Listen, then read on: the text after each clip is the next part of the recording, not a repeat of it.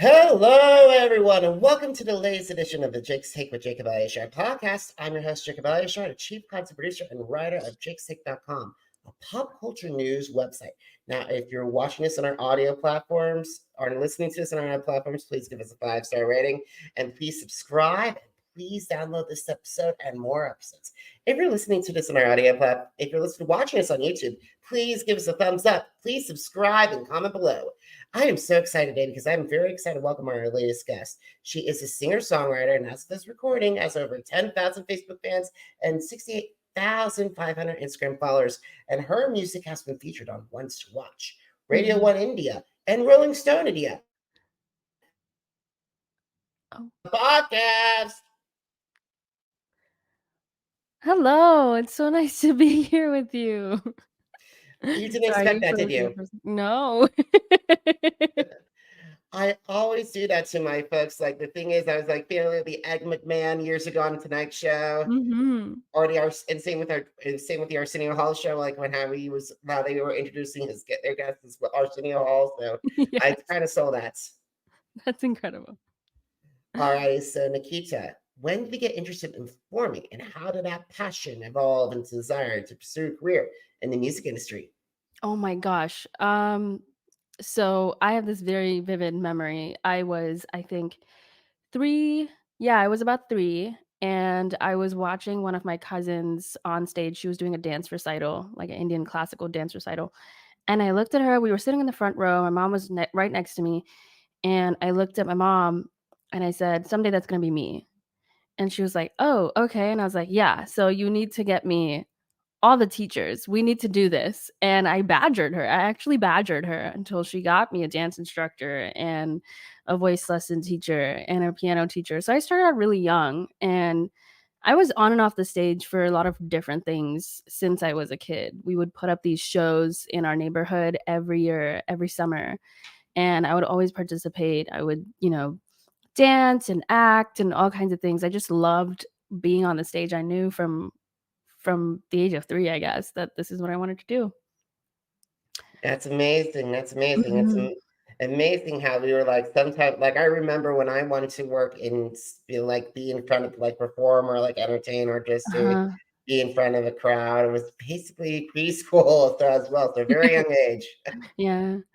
Yeah. And then around 2015 is when I finally came to LA. I went to Musicians Institute and I pursued an associate's degree. And I think that was kind of just like a gateway for me to get to know more people, get to know what it's like to work out here. And I just stuck around, and I spent, I think, all of 2017 really writing songs in the studio, recording. And I put my first song out in 2018 and just been putting out music ever since. And that's amazing. The thing is, it's like no matter where you start or you stop, at least you put out something, you put it out to the universe. Yeah. All righty. So who are the musicians that inspired your sound? Oh, wow. There's a wide variety. I think I've listened to a lot of very different, seemingly rather very different genres of music. My mom kind of raised me on 50s, 60s Bollywood. And then my brother really loved 90s Bollywood. And he was also just a big classic rock head. So we would listen to like a lot of Metallica, Iron Maiden, Aerosmith, et cetera, et cetera. Excuse me. And I kind of grew up with that. And as I got older, I kind of got into pop music. So I'd listen to like LeAnn Rimes, Whitney Houston, Beyonce, Rihanna, and sort of started to get into more of like the main pop music. And I think like that's where my influences really started to develop, because I do love the writing style of a lot of rock music and Bollywood music. It's very poetic, lots of metaphors, just very intense. But I love the musicality of Beyonce and Whitney Houston. I would put on concerts really in my mom's room and my parents' room, and I would just sing Whitney Houston songs and Beyonce songs, and they slowly started to request different songs over the years. But that's kind of, I would say, like my core influences. And then as I got older, I fell in love with Frank Ocean, John Bellion, And both of them have such different writing styles and production styles, but I love them so much. And I would say like Beyonce, Frank Ocean, and John Bellion are my main influences at this point. That's awesome, by the way. Cowboy Carter was fabulous. Mm-hmm. Just wow. No words. Absolutely incredible. I think it could be studied in college courses for years to come. A moving piece of art and history. What an album. Absolutely. Definitely one of the best albums of the year so far. So I definitely say that. Now, it'd be interesting. Has Frank Ocean and Beyonce collaborate? Yeah, they have. I think they have 2 collaborations. They have Superpower, which is on Beyonce's self-titled album, and then they also have an unofficial collab on Frank's album Blonde called Pink Plus White. Beyonce actually did backing vocals on that. She's not even there's no like Pink Plus White featuring Beyonce. It's just her voice shows up in the middle of the song and you know it's her. It's incredible. It is. But we're not here to talk about Beyonce. We're here to talk about you, Nikitaa. Yes. All right, so let's get started because every time I bring on a artist, I always want to talk about the stories behind some of their songs. Mhm. So today it's all about you. So let's start off with one of my favorites that I featured on my blog, Mhm. Godless. And when I was listening to it, it reminded me a lot of bits and pieces of Ariana's "God Is a Woman." Mhm. Yeah, I love Ariana Grande. Her vocals are stellar. When I read your review, I was just really moved. I just it made me feel so good inside to be seen that way. Thank you. I'm so glad you liked the review. So let's talk about another one. So Throne. 100 as of right this recording, the 152,000 Spotify streams. Mhm. Mhm. What was the question again? I'm sorry. Oh, what's the story behind Throne? Oh, the story behind Throne was honestly, I was very inspired by some of the albums that I was listening to at the time. I was listening to I believe Age of Pleasure by Janelle Monáe was already out. So I was listening to a lot of that. And I was also listening to a lot of Renaissance.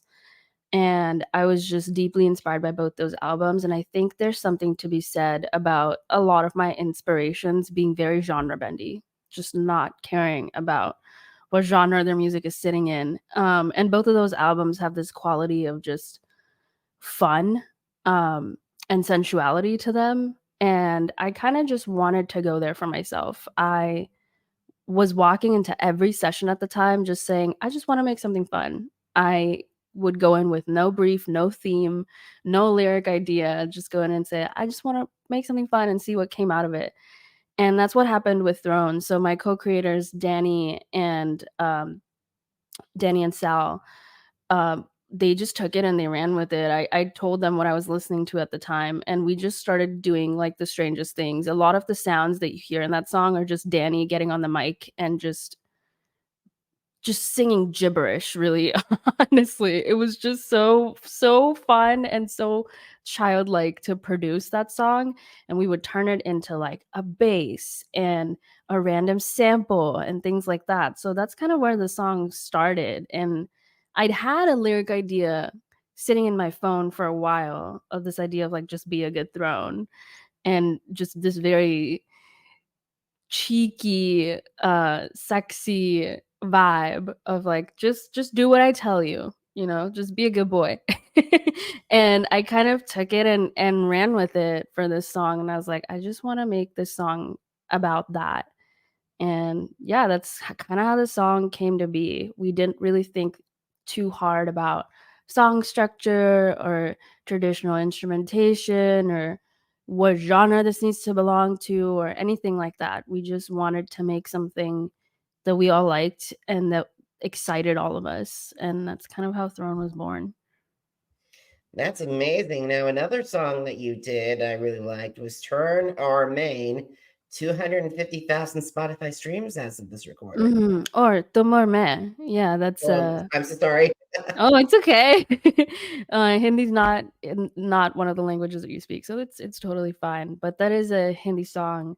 I love that song. That song also came to be from a very organic place. I had been single for about a year at that point, and I was just very focused on my career. I had just done a show assisting another artist, and we had flown to Africa to do this show. And I was on the way back home, and I was just feeling super grateful for the opportunity, but also for myself and the growth I'd had and the amount I had invested and focused upon myself.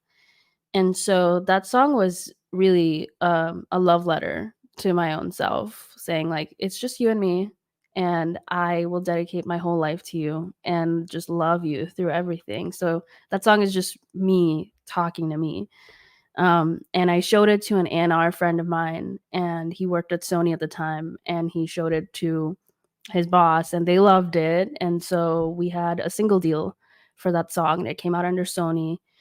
And they were very keen to have a feature on it, and so they reached out to Nick Hill.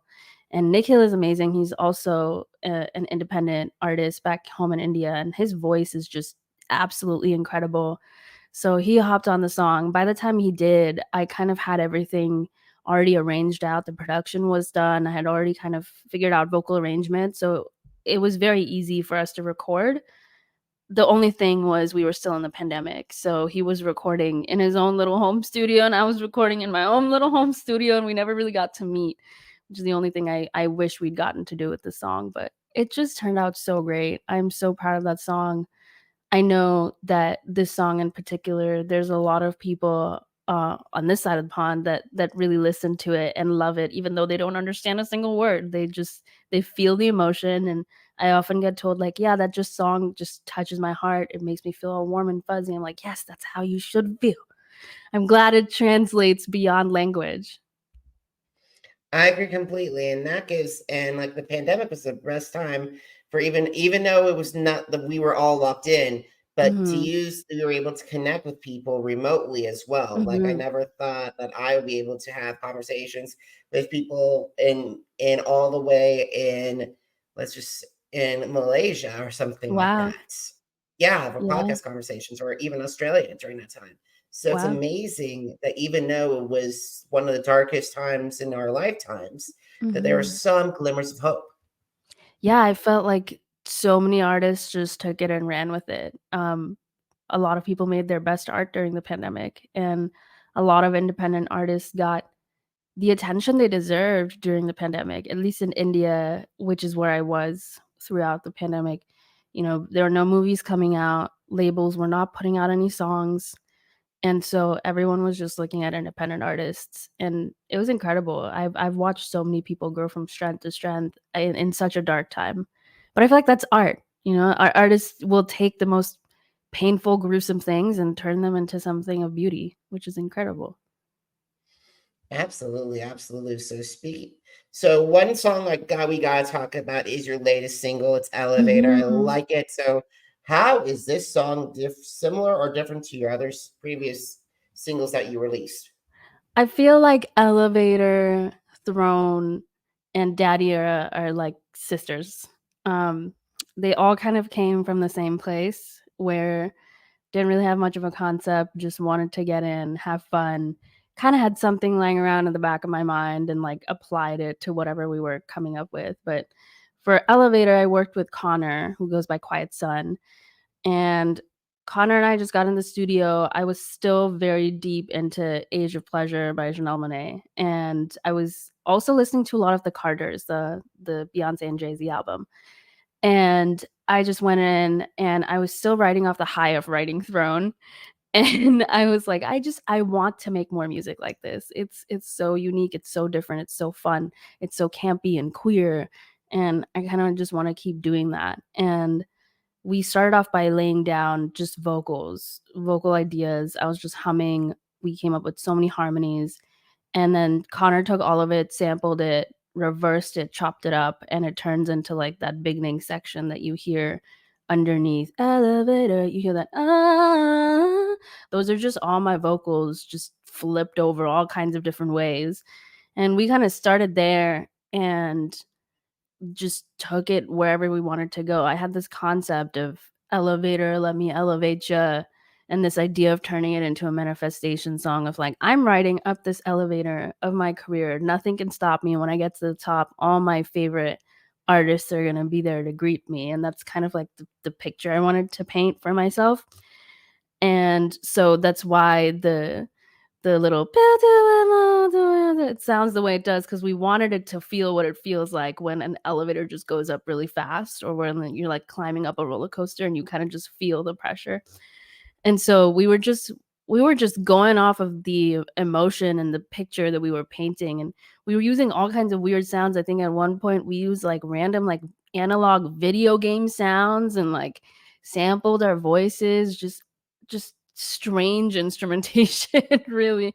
But we made it work. I feel both all three, Throne, Daddy Era, and Elevator, kind of pushed me. I feel like there's art that makes you go, "Whoa," I can feel this vision coming to life, but I feel like my brain is like stretching and expanding as I'm working on this. And those were all songs where I feel like I really grew as a producer and a songwriter and an artist. I love this song. I'm so glad it's out.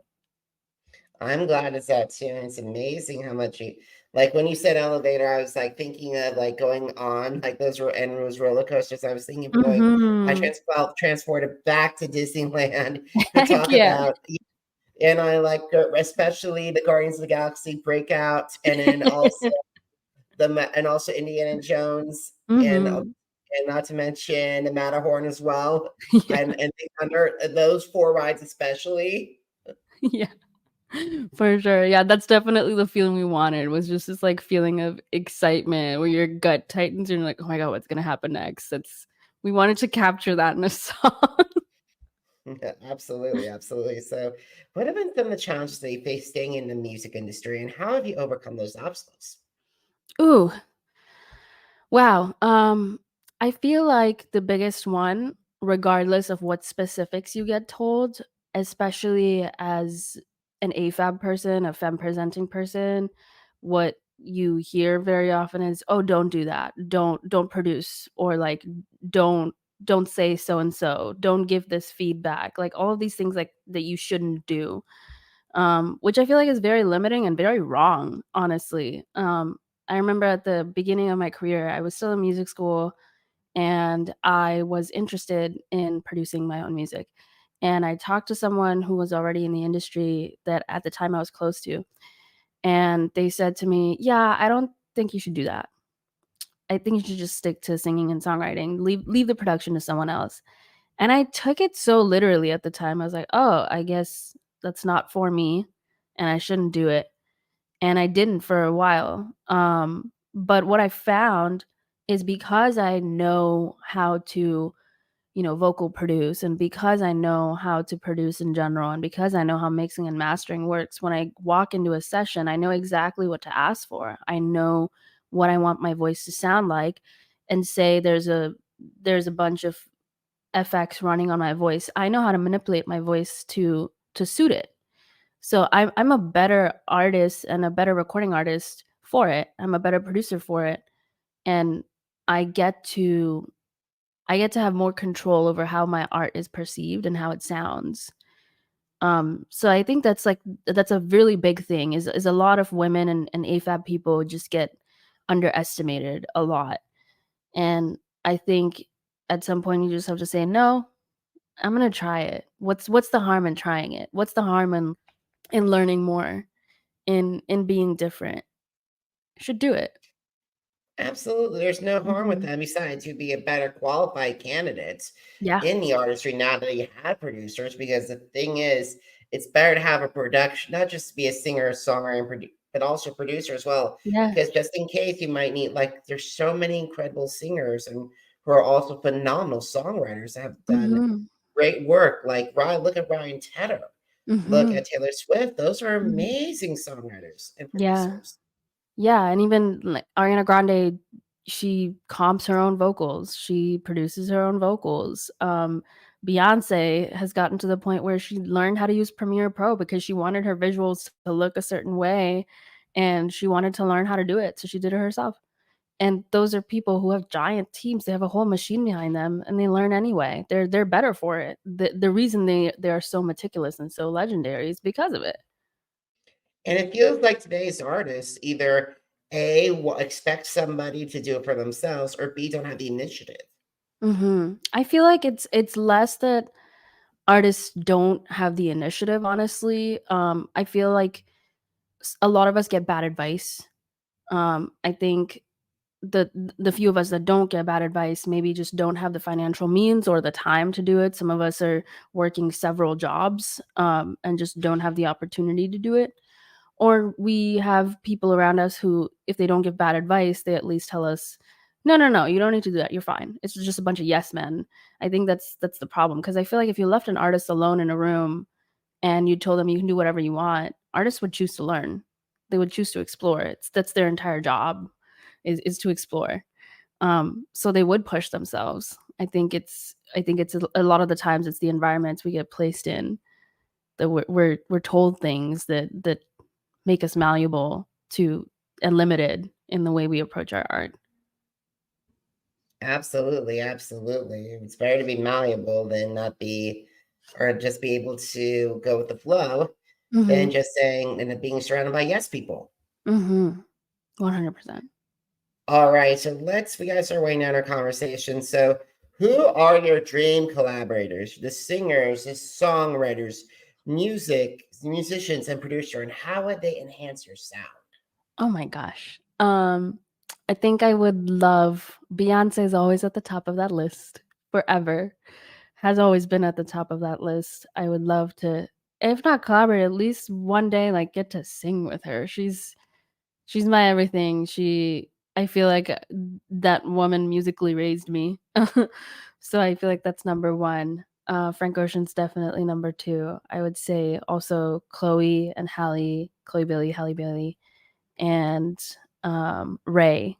I would love to work with Ray. I feel like all of them are such ferocious artists, and they have such unique points of view, and they're all so they bring something to the table that's extremely challenging and meticulous, and you can obviously tell every single one of them has deeply honed their skills, and I feel like there would be so much that I could absorb like a sponge from every single one of them.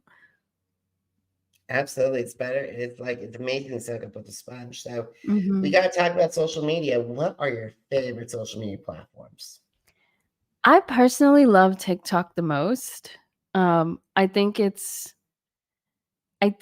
that it's a very honest place. I think it's a place where artists just get to be a little more, for lack of a better word, unhinged and a little bit more unfiltered. Sometimes with Instagram, I find like, there's this whole thing about the aesthetic and how your grid looks and et cetera, et cetera. And I think with TikTok, it's just people just want to hear what's on your mind. They don't care if you filter yourself. The least filtering, the better for them. And I enjoy it. I think it's great. It creates for really fun, funny, and just human content that is so fun to also not just consume but create for fans.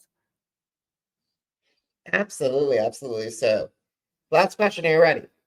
Mhm. Besides social media, where can they find your music? Everywhere on streaming platforms, everywhere that you listen to music, on YouTube, I go as Nikitaa with 2 A's. That's Nikitaa. Oh, wonderful. So, guys, how have you missed an episode of the Jake Sick with Jacob Elyachar Podcast? Visit our channels on Amazon Music, Apple Podcasts, iHeartRadio, Podchaser, Spotify, and Spreaker. The Jake Sick with Jacob Elyachar Podcast, JACOBELYACHAR. Now, are you on social media? Because I'm on social media too.